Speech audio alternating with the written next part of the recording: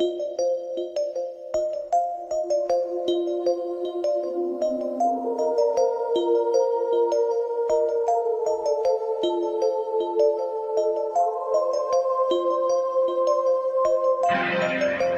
are listening to And If Love Remains, a unique show spotlighting people, ideas, science, culture, and art. Your host, Mike Lovett.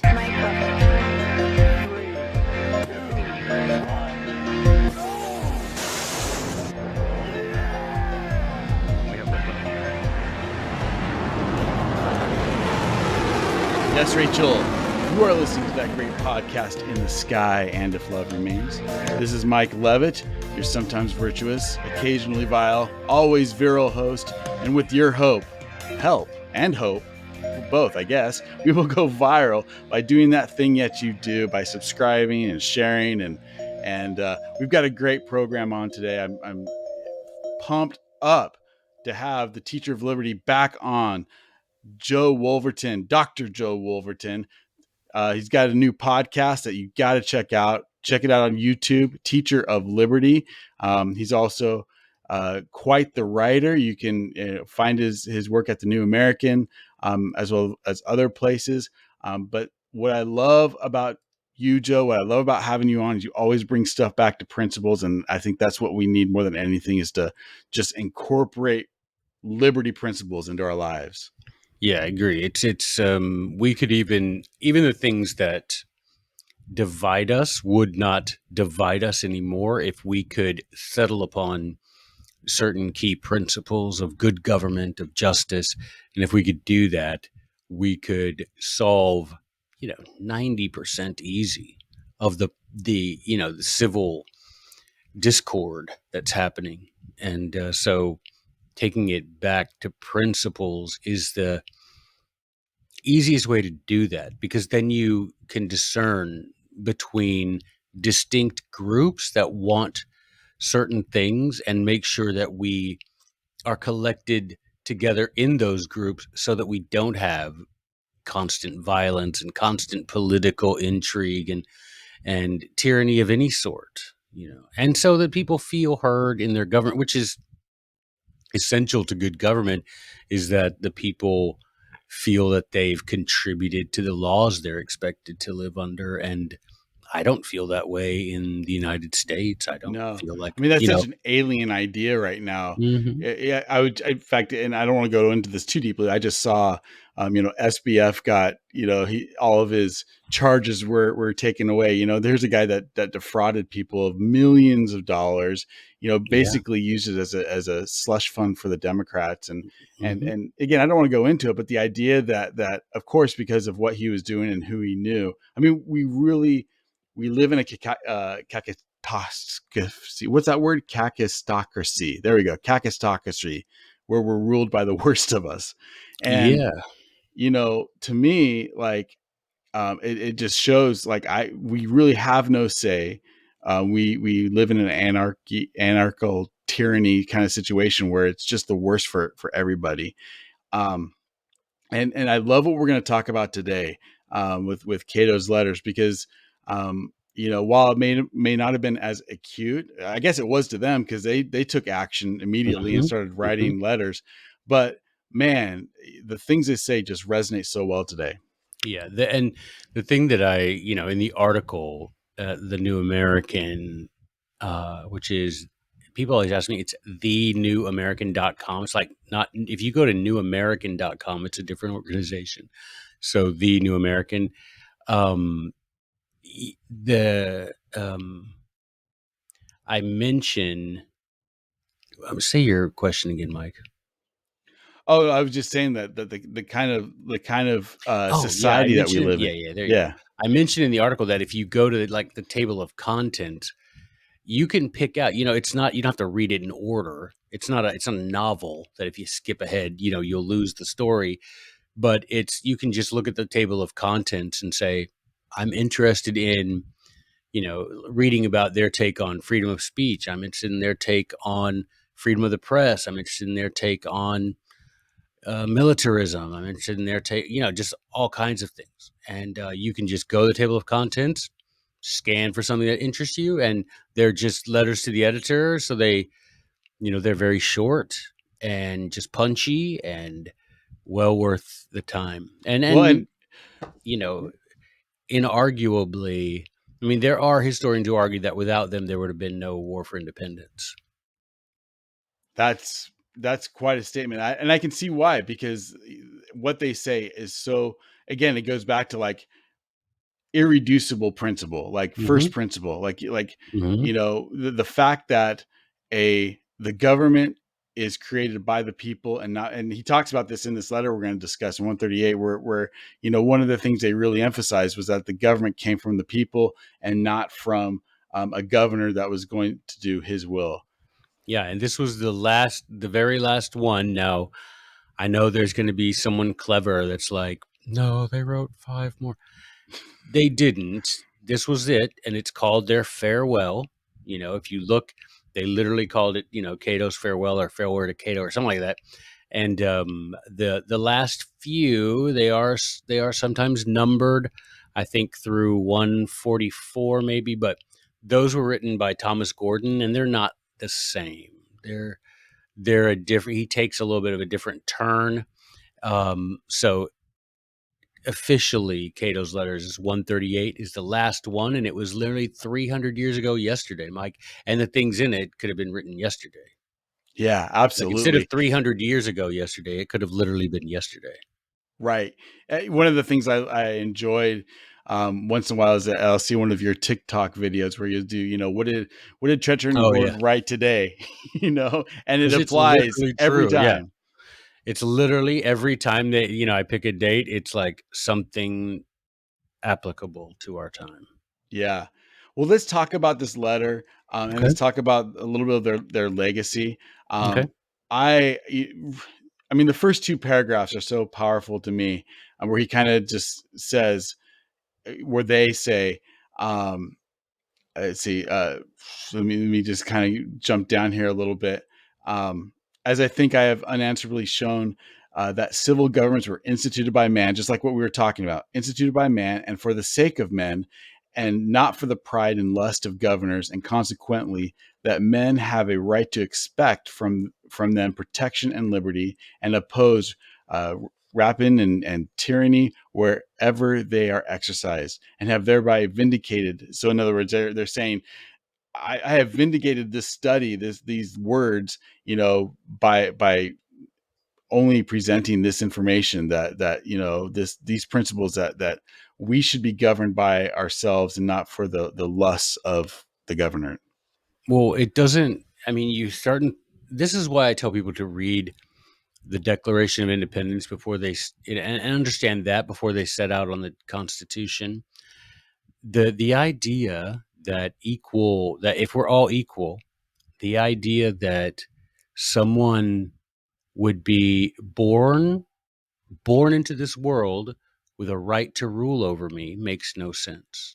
It doesn't make then we're not all equal, and that's a big lie. And but if we are all equal, then why would any person ever give another person power to bind that person by the things the other person says? Why would I mean? And I remember I always ask this question, and people are like kind of stuck. Like, yeah, why would someone do that? Well, why do you hire a personal assistant? Why do you hire a secretary? Can you do all the things they do? Yeah, of course.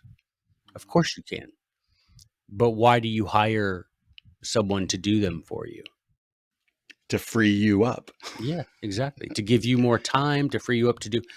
And that's why we created government, so that I don't have to be walking my property 24 hours a day, so that I don't have to be on guard for regard to my rights, contracts, for example, and those sorts of things, that I can have elect people. And then you start thinking, okay, well, who would I want to do that? Like the way I always tell people is, imagine that you had, a a vault somewhere, and it was filled with the riches of the world worth billions. But the only stipulation is you you can only visit once every 2 years, and you have to pick 2 people to give keys to that. Mm-hmm. Who would you pick? And if you wouldn't choose that person to give him access to that room that you're, you know, 3,000 miles away from your vault, those guys can get away with stealing stuff because you don't have an inventory of what's in the vault. You just know it's crazy valuable and guaranteed more money than, you could ever use. Who would you trust with keys to it? And if you wouldn't trust someone with keys to that, then you shouldn't vote for that person. Right. And I think the other side of that is, just like any person we might hire to do a job for us, that we reserve the right to fire that same person. And so if that person that we have hired to carry those keys are now unworthy, then it is our right and responsibility to remove that person from office. Right, because ultimately the vault, and this is the danger of having people in office too long, they begin to see the vault as theirs. It's sort of Mm-hmm. like, do you remember how the steward of Gondor started thinking of himself as king, Right. right? And, Gandalf's like, with respect, you're not the king, right? And he got really defensive about that. And so it's sort of like that. You leave people in office too long and they start to see that as their office, not a job they've been hired to do. They start to see it as, this is mine, right? And that's the danger. So frequent elections was the historically, I mean, we're talking for thousands of years, historically, the key to preventing that. But yeah, if you hire someone to do a job, well, it's obviously your right to fire. You could not only fire the person and hire someone else, you could make it where you just like, you know what? I don't need a personal assistant, and just get Mm-hmm. rid of the position altogether. Right. All of that's within that's all within your right. Now, you take it in, think about, you want to know how tyrannical we are. If I hired a personal assistant and I fired him, he might be able to sue me for firing him. That's right. And that's how we know we're not in a free market society, is that I shouldn't, you shouldn't be able to sue. I mean, would it be wrong? Yes, but we can't punish all wrongs. Right. And if I hire someone, I should be able to fire. It doesn't make it's an act of socialism for the government to stand between me and anyone that I give some of my inherent independent, sovereignty to. And it shouldn't be possible. But the pure idea being, yes, if I hire you, I can fire you, and I can think of a new way to do business. I'm like, a personal assistant didn't cut it. I think what I need is a secretary. Mm-hmm. And basically what I'm explaining to you is the Declaration of Independence. Right. I was just going to say, man, read the Declaration of Independence, and that's Yeah. exactly what we're talking about. Is I think people just get daunted. They're just like, right. ugh, the language. But And but it's Ki- but it's pretty. I think it's pretty plain. King George, you're not doing your job. You're not only you're not doing your job, but you're now imposing your will upon us, and we have every right to leave this. We yeah. there's and if you accept that right, there should be no war. It should be a peaceful separation. Well, And you want to unfortunately, tyrants don't like peaceful separations.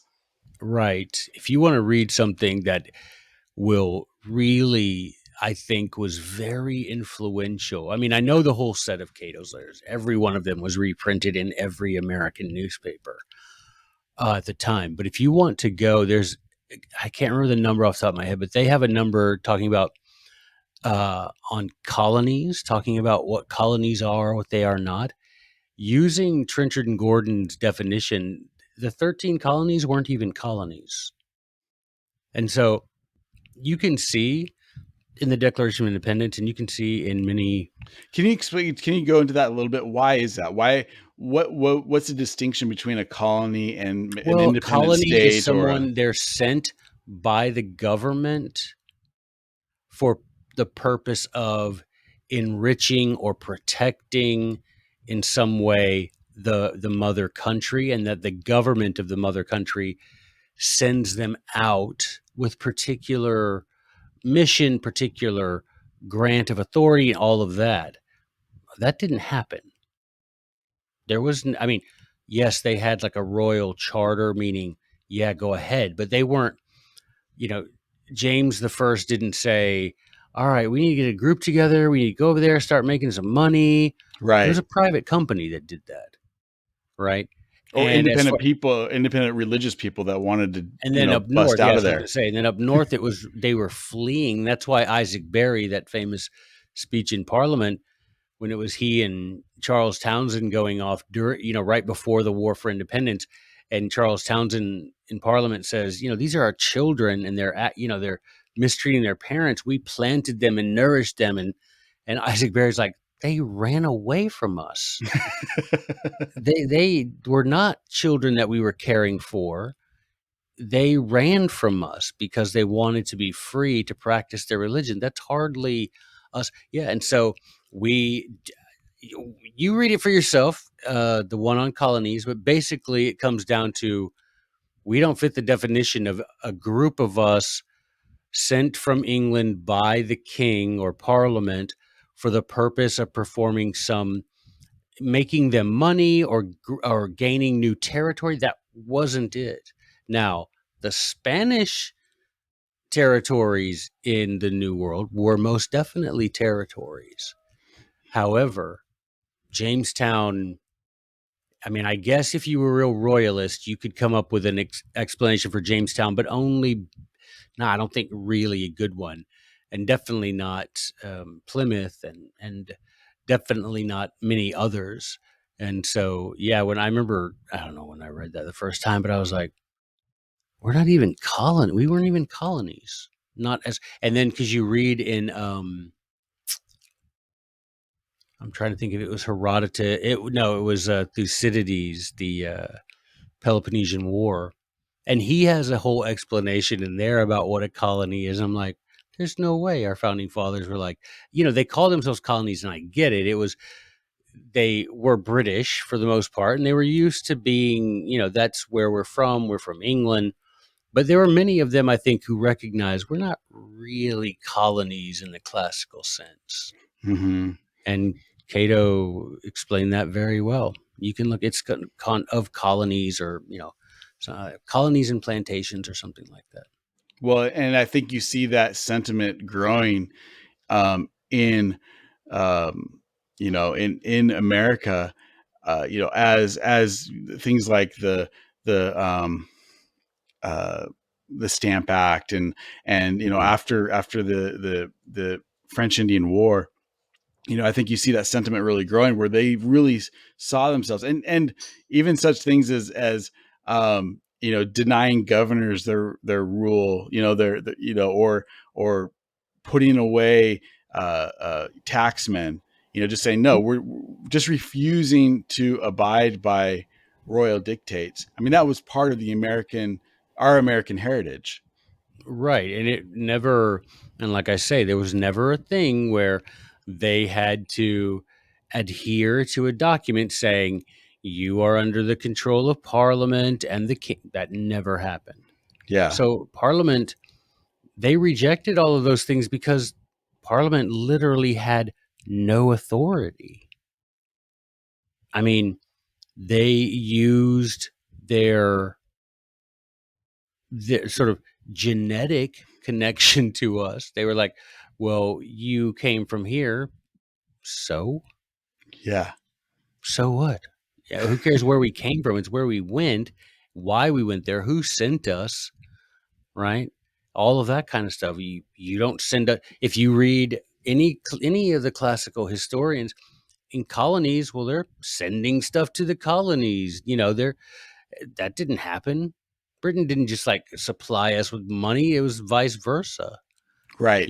And so anyway, they when you read even the last one, like we're talking about today, you can see how our founding fathers have been like, I get you. Right. I want to find this quote in this letter. It was so powerful. Oh, there we go. I think, um, How is it? What's it start? where he talks about the superstitions that he Oh yeah. overcame through his work, and he talks about, the oh, here it is in this paragraph. It's this entire, and this is what's wonderful and frustrating, especially as a modern reading Cato's letters, is you do have to get used to these long and involved Right. sentences. Right. Yes. um, but they're powerful once you get them. They're really powerful. In this entire paragraph where he talks about, um, the many evils and barbarous consequences arising from idle and foolish stories of witches, spirits, Oh yeah. apparitions, all these things that we created to scare the people into needing a government or some sort of third party to protect us from all these things and these superstitions. And um and then he goes on, like, one of his major purposes was to free people's minds from these ideas. I just thought that is such a powerful statement of what they were trying to do from a spiritual point of view. Yeah, I wonder who they're talking about in that paragraph where they're like, multitudes of innocents have been murdered under the appearance of justice upon Satan's Confederates. Right. Who is he calling Satan's Confederates?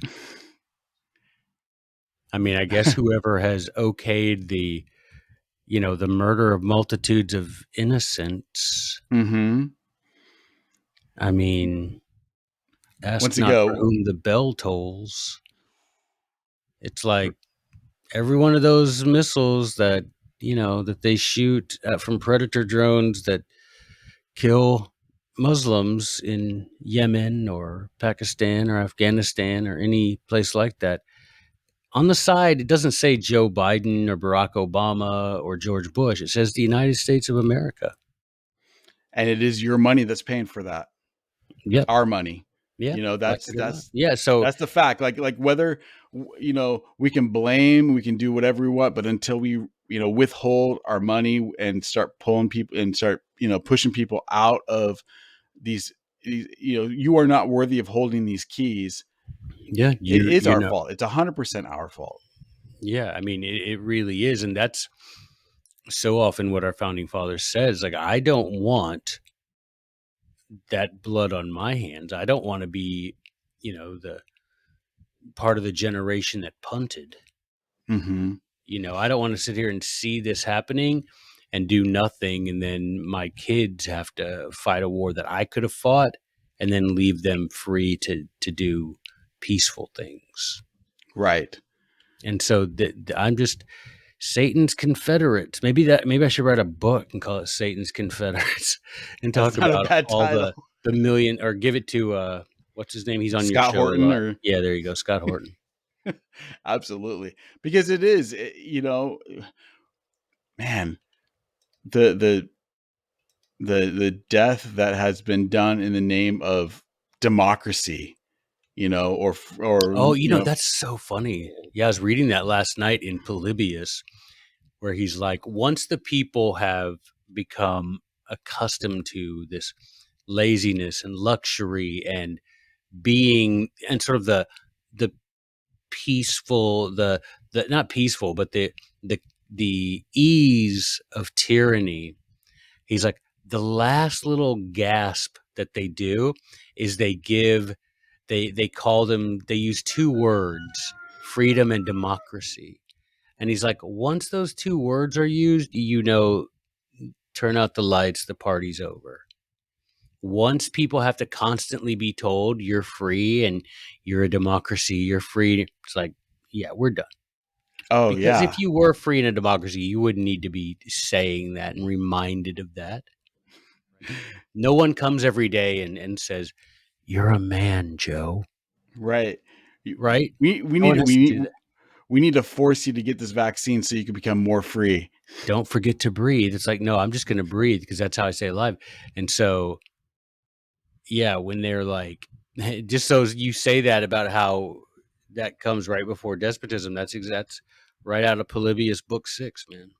Man, see, You didn't know how smart you were. true principle. Well, it's because I learned true principles, man, from people like you It's and writers like Trenchard and Gordon. true. You know, it's All of just us. Yeah, these guys. yeah, I hope, one day to be able to meet these guys and give them handshake, tell them appreciate it. I hope somewhere they know that we appreciate them. yeah, absolutely. What one of the things that I think is a an interesting and actually a very modern feel. This is again why it feels so um, applicable to today. Is whenever I'm reading these letters, um, you know, the word equality, the word equity, all these words that we use today. Well, these people, these two guys, literally felt like we were all children of God. And they Mhm. literally felt like there was no, and you mentioned this earlier, but I think it's an important thing to reemphasize that no man has the right to rule based on because we're all children of that same God. We're all equal in the eyes of God. We're not equal in ability. We're not equal in temperament or in any other way, but we are equal in sovereign power. And that means that I cannot dictate to you what to do. You can't dictate to me. And if I give you permission to do something, I have the right at any time to revoke that permission. Um, but you see that um, idea of every man being equal throughout their writings. Like Mhm. we are men and we should stand up as men and not allow others to take away that which is rightfully ours. The weird thing is, the other day and we were talking about it earlier, that show that I appeared on, and the host was asking me about what two things I would say to Americans. What was funny was one of the things I was going to say, and I didn't because I, kind of sensed that wasn't where he wanted the show to go. But one of the things, if you read, I don't care which one of the books, for example, and I'm just using this as an example to make it an easy sort of subset that I'm talking about. If you read every book in the Founder's Recipe, for example, every one of those guys mentions as one of the first signs that it's done, that your republic, your democracy, your whatever is done, is effeminacy. I dare you, I triple dog dare you to read any of them. Any of those guys that are in that book, all of them to a man will say effeminacy is one of those first signs of, yeah, you're done. And if that doesn't fit our day, I don't know what does. Man, You know, absolutely. and I I remember getting scolded by a female teacher because I had a quotation written on my board that mentioned that, and she's like, that's hurtful to both women and you know people who don't people whose gender is fluid. And I'm like, yeah, you just said a bunch of things I don't understand. So we're going to go ahead and follow Hugo Well, Grotius instead of Miss whatever the Spanish teacher. and the fact is that and this is just a fact of nature. Like this is one of those natural laws Yep. that you cannot overcome. Is that a society that has been feminized, that has been demasculinized, will be overcome by a society that is masculine. It just will, and it has over time, every time, and there's no way around that. Like again, because I heard something actually this morning. A guy made a great point about government was created by men who had mouths to feed, Hmm. which makes sense. I mean, if you're a man and you've got mouths to feed, you need to you would like to have somebody that you can trust to take care of security, so that you go out and feed those mouths. you Yeah, I know, mean, you think about it like in Tacitus when he talks about, in his book Germania, and he talks about how the chief of the particular, community, they call them tribes, how the chief he would be responsible. He would have to be away from his farm sometimes to negotiate with other chiefs to keep, because the idea was keep us out of war, keep people from invading, so we can just sit here on our farm and be peaceful and have food to eat and just relax. And that taxes, if you want to call them that, were voluntary because, and it had two salutary effects. First, if the chief, and sometimes they called him prince, if he did a good job, that is to say, he kept you out of war, he kept people from invading, he, fed himself, did it, kept his farm up, then the people of the tribe would willingly contribute to help make up the difference that there would be in his ability to produce from his own farm because he was doing things on your behalf. And so the people would, and Tacitus says you could always tell the good chief from the bad because the good chief was chief for a long time and always had plenty because the people were very happy to give a little bit of their surplus to a guy who was making it where they could have a surplus. And so you can imagine a government like that where the guy and the guy has very limited authority. He knows what it is, what it is. And that he's going to have to take time to do stuff that otherwise you'd have to do for yourself and probably not be able to do it as well because you'd be pulled 1,000 different ways because you do have mouths to feed. You're willing to say, you know what, you're doing great, buddy, and I want you to keep doing it. So here, have a couple of goats on me, or you know what I mean? And if Mhm. everybody in the village does that, that's pretty sweet. That's Yeah, keeping everybody free. There's no coercion, and you get to be prosperous and peaceful. Pretty sweet.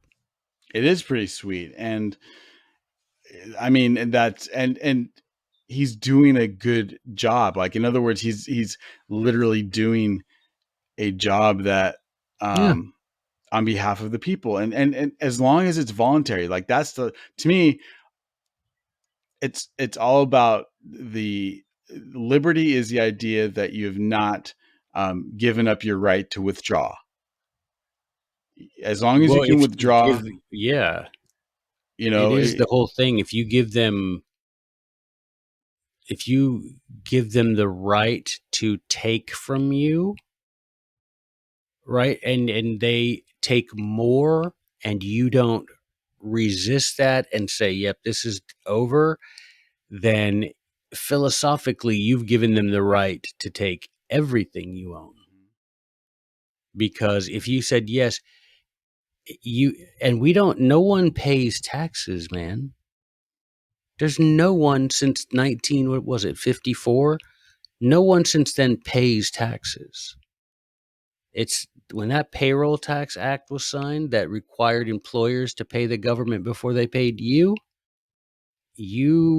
that's when we quit paying taxes, and that's when taxes were first taken.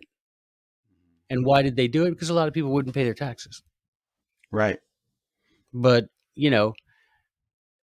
that's just the way it is. Maybe do a better job, maybe not somehow expect 300 million people to be happy with your job because they're not going to be. Right.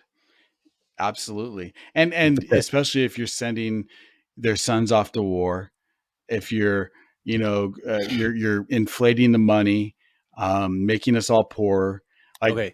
But those things you just mentioned, sending us all to war, inflating our money, making us all poor, literally Cato has a letter about all. I mean, I'm just saying, no, I honestly, love it. you can Go there. you can get no. I just the point. I was just thinking when you said them, like someone could go to the table of contents of these things and find, you know, what it is about these people who seem to love making other people die in wars, but they don't themselves pick up so much as a sword, and how public debt is an evil, how giving private corporation power over your monetary system is evil and destructive of liberty. I mean, all the things you just said, they have at least one letter on that topic. Well, I And think it it's makes you fascinating. smarter. It makes you smarter. Man, I'm so smart. You really are. I mean, they talk about in this 138, one of my favorite parts that no one really talks about with regard to Trenchard and Gordon is the part where they talk about education. And, I know they're known, obviously, and for a good reason, as sort of political commentators, but they went off on education in this final letter, 138.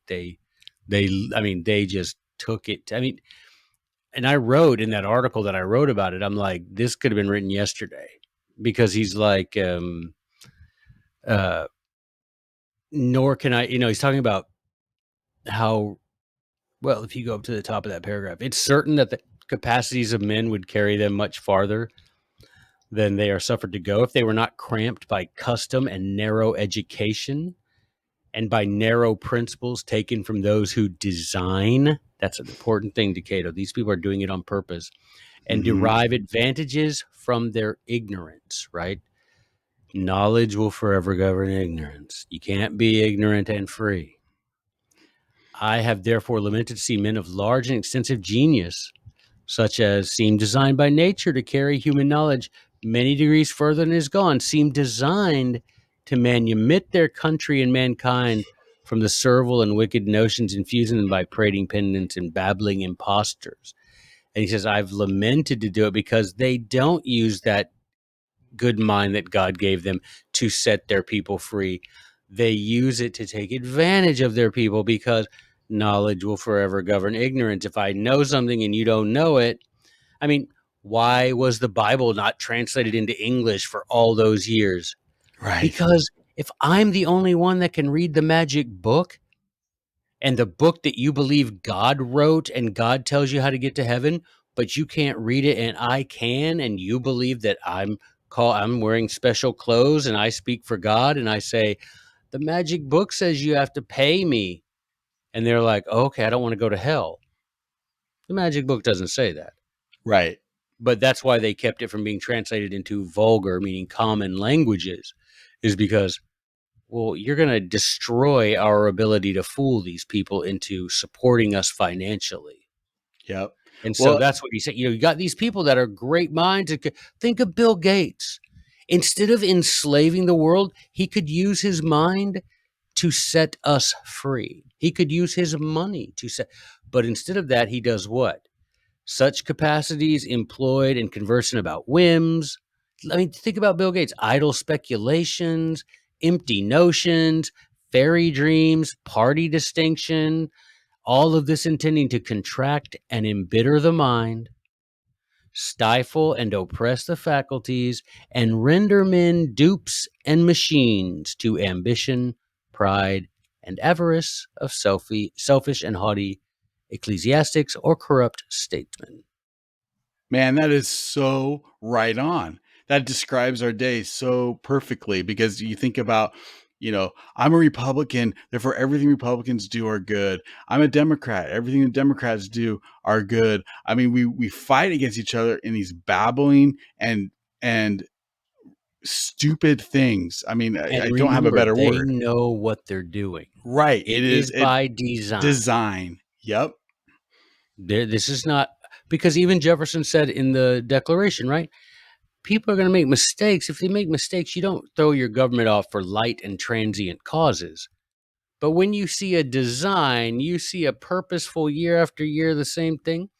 And then, well, Church and Gordon also have lots of letters about the dangers of political parties. You mean you want, I just thought Thomas Gordon translated Sallust and the speeches of Cicero in the Catiline case, the Catiline conspiracy.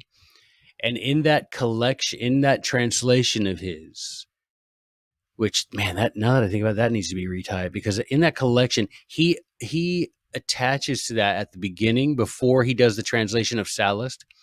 He attaches some uh, essays that he wrote, and one of them is about the dangers of political parties. Dude, it's so much better than anything you could write, and it's so good, and it's still so true, and it's the same thing. And they have a couple of Cato's letter, that say if you're a supporter of John and John does something, it's fine. If the other party, if Steve does it, it's horrible. But if you know, your guy does it, it's fine. The other guy does it, it's terrible. Yep. No one enacted more gun restrictions than Ronald Reagan.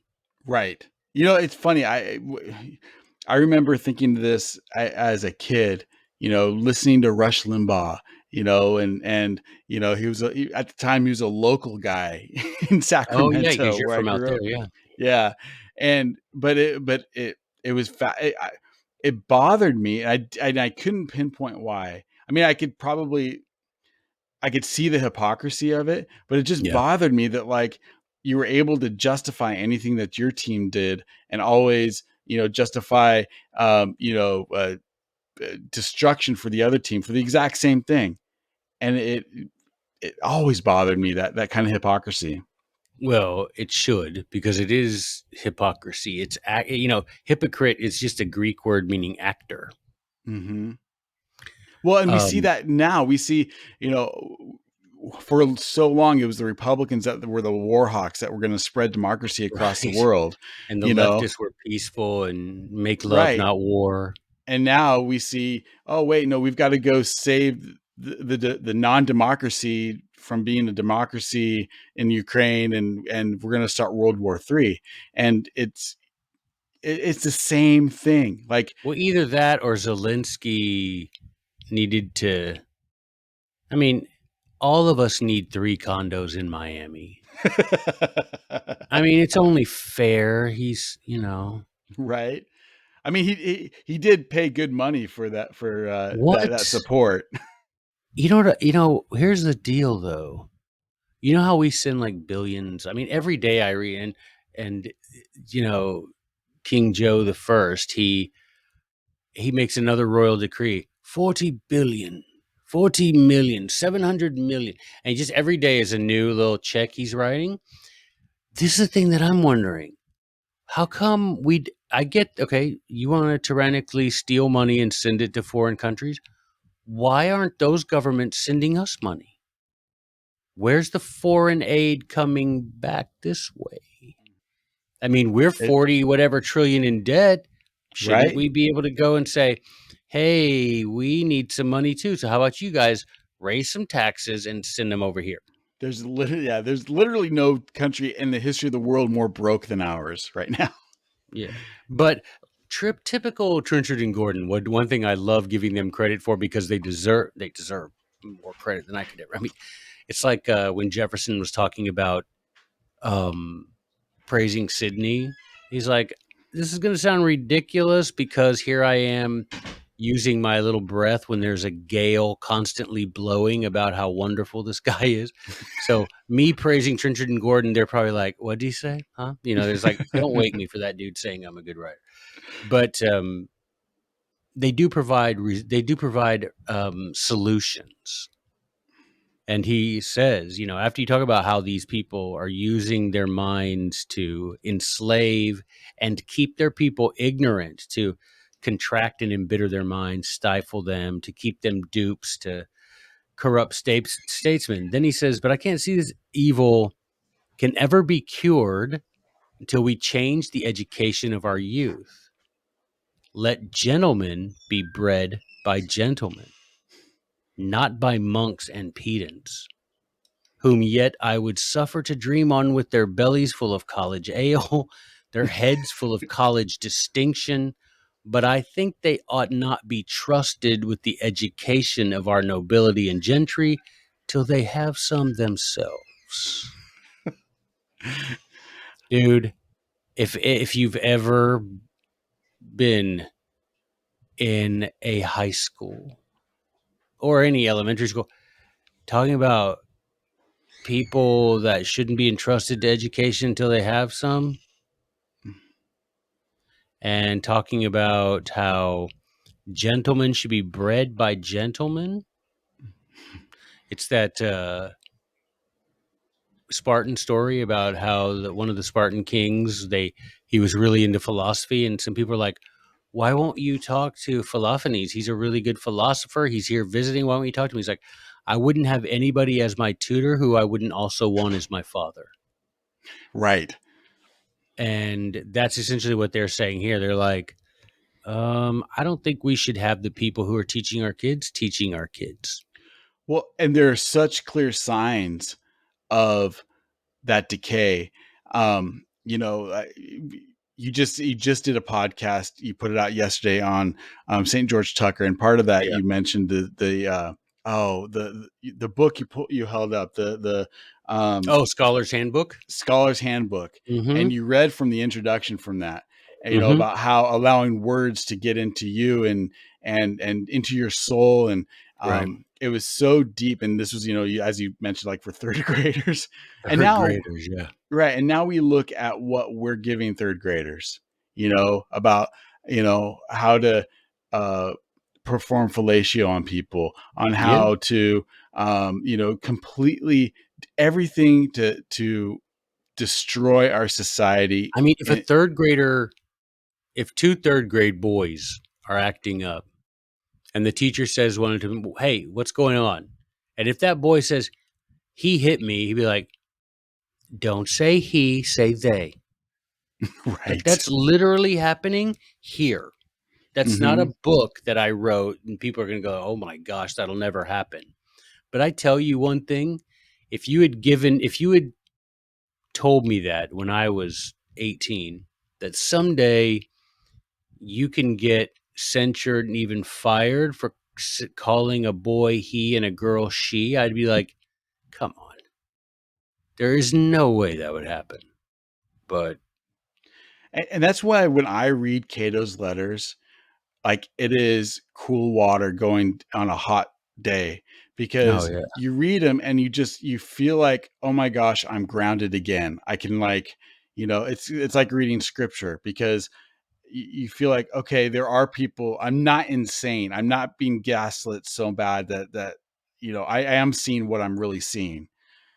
Because I think that's another part of it. People who haven't read this stuff, they don't realize how bad they're getting gaslit and how terrible. They see it, and then they think the answer is to, like, go run for school board, or go and yell at the local school board, when the answer is to pull your damn kid out.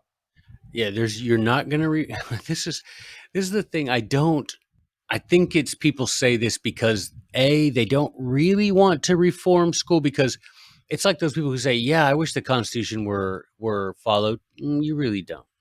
You really don't want that, right? You don't want it. But I get that it's, you like the people that do want it, and so you want to say, and it feels like that's the kind of people you want to be, and maybe you're aspirational. You want it. But people, I think, for the most part, realize that the only way to at all affect the public education system is to pull your kid out. But if you did that, then mom is going to have to stay home.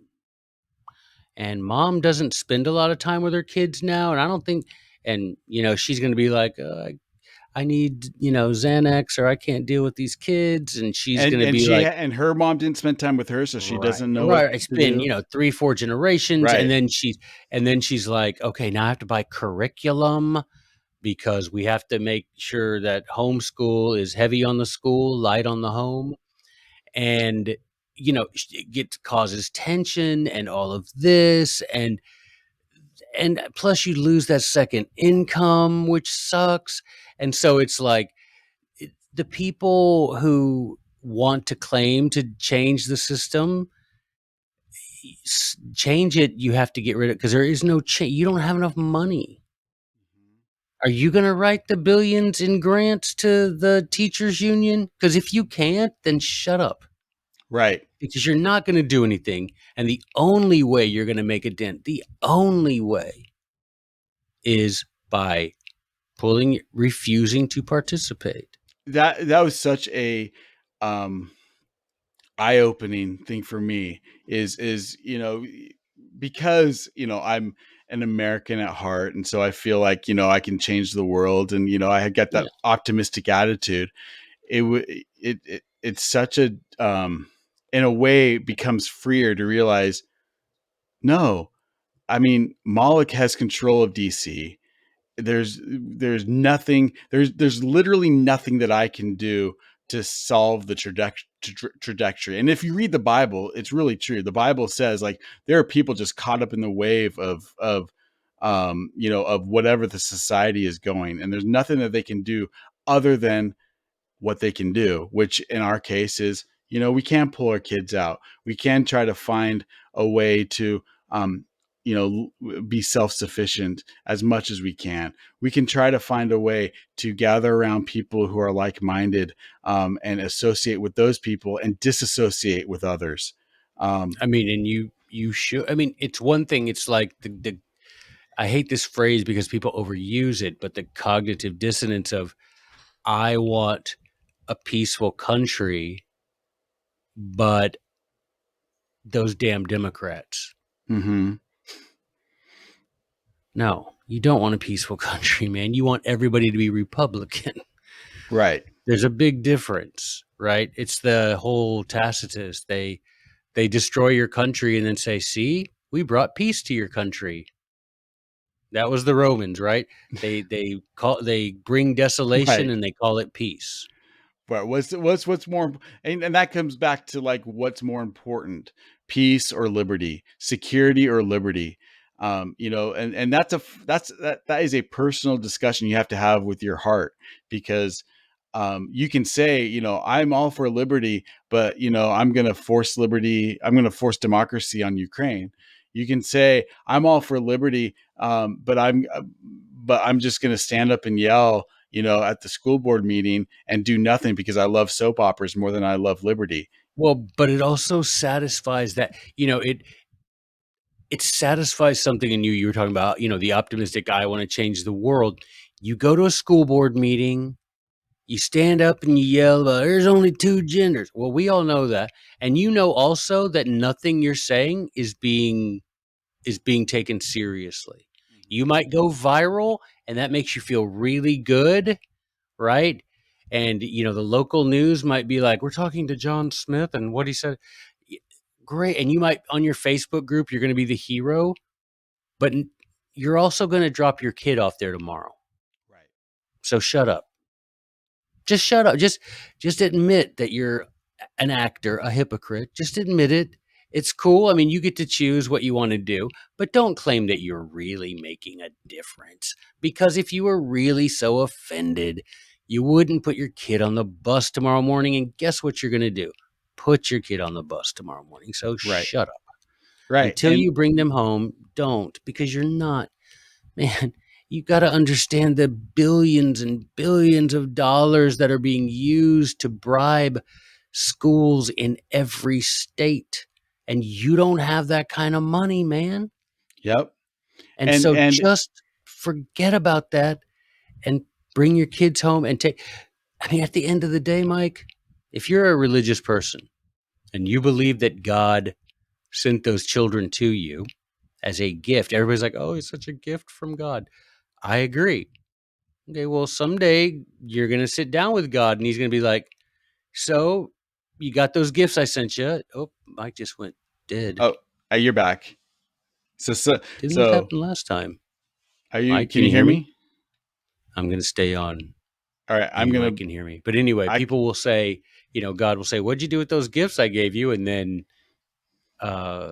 you have to say, I dropped them off to strangers who taught them at 7 years old how to have sex, and that's what and then I did that, and God's gonna be like, was that the best use? Could you not have?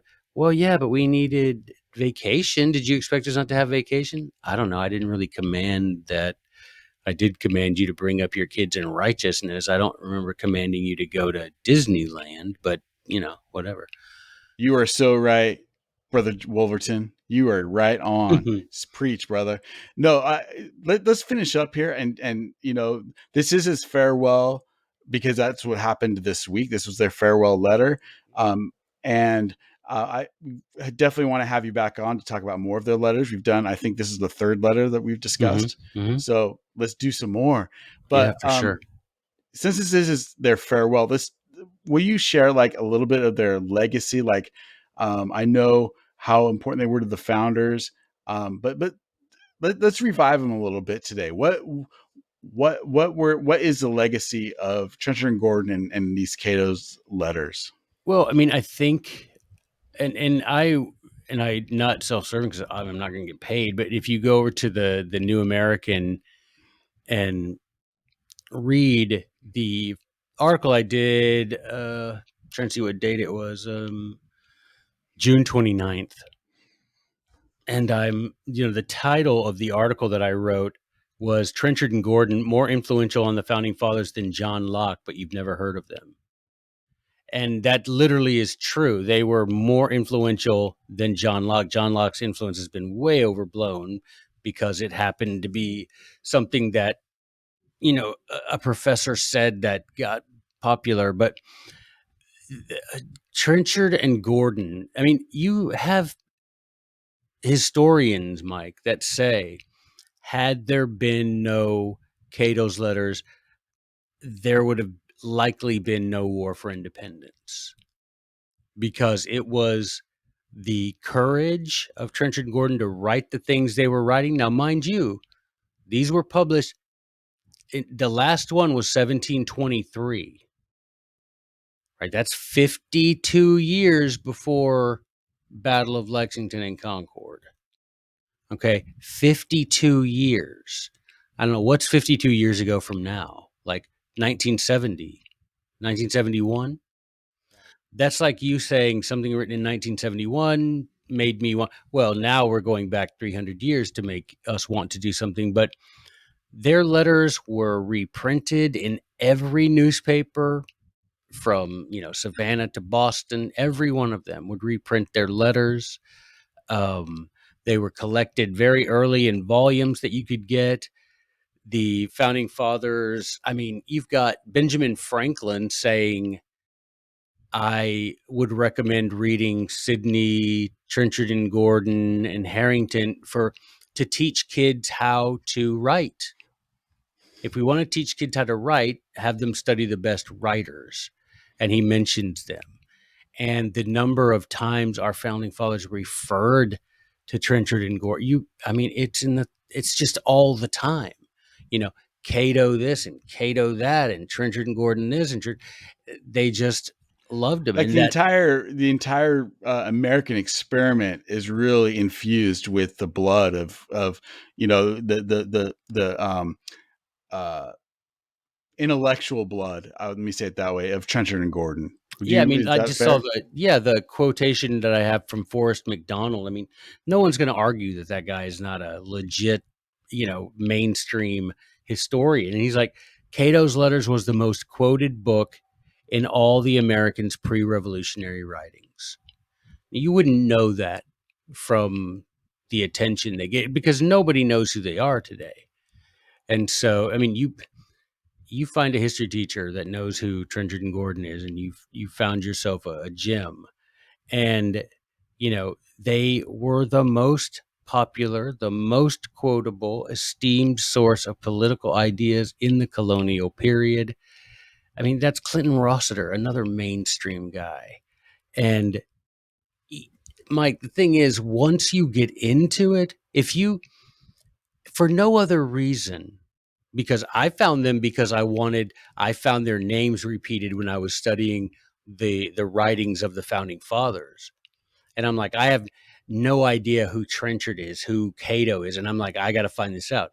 So I found them that way. But once I found them, I just adore what they wrote, because it just fired me up. And I think that would be the experience of anyone, even if you only have the interest of, okay, let's see what these people said that would have fired up our founding fathers. I don't really care one way or the other, but let's see what they were reading. Then you will instantly see not only how it fired up our founding fathers, but why nobody knows them today. Right. And Because you don't want people that want to keep you ignorant, do not want you reading books telling you how these people are trying to keep you ignorant. right. And as a just added testimonial, as somebody who came to this information later in life, that didn't learn it in college, didn't learn it in high school, was in my 40s when I first started reading this. It is worth it. It is a breath of fresh air. It's cool water on a hot day. You will feel grounded, and you will, I think, again, for me, it just made me feel great to know, like, I am being gaslit. Like, Mm-hmm. society is not the way it's supposed to be. I'm not an idiot. I'm not crazy. And I think other people will have that same experience that I did. I mean, if you sincerely go just looking to, maybe you don't even want to learn from them, but maybe you just want to learn what they said. If you have a sincere heart, you will instantly be converted to a fan of Cato's letters. And one of the things they said in their last letter that, they say throughout their letters, ultimately, whether what they said was true, false, good, or bad, will be judged by the same God that will judge those magistrates and whether their actions were true, false, good, or bad. And so ultimately, they close and said, we will leave it up to Almighty God to decide if what we said was true. And it is He and He alone who will decide the fate of everyone on every side of political questions. Amen. Dr. Wolverton, Joey, my friend, thank you again for being on And If Love Remains. I love doing it, man. You're the best one. This is so good. Let's you can find his work. Check out his podcast on YouTube, Teacher of Liberty. Check out his writing, thenewamerican.com. Check out his books, The Founder's Recipe. What other books are we What Degree of pimping out today, Madness? brother? What Degree of Madness?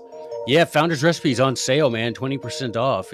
Every time it busts through the top 1,000, it goes 20% off. So right now it's like, instead of being $60, it's like, I don't know, 40 something, 42. Oh, something. go get it, man. Podcast is also available on Apple Podcasts and Spotify. Mike is gone. You are listening to And If Love Remains. First of 23 installments requested by Dr. Levitt. Trying to be in compliance here because we're taking him and that whole organization down.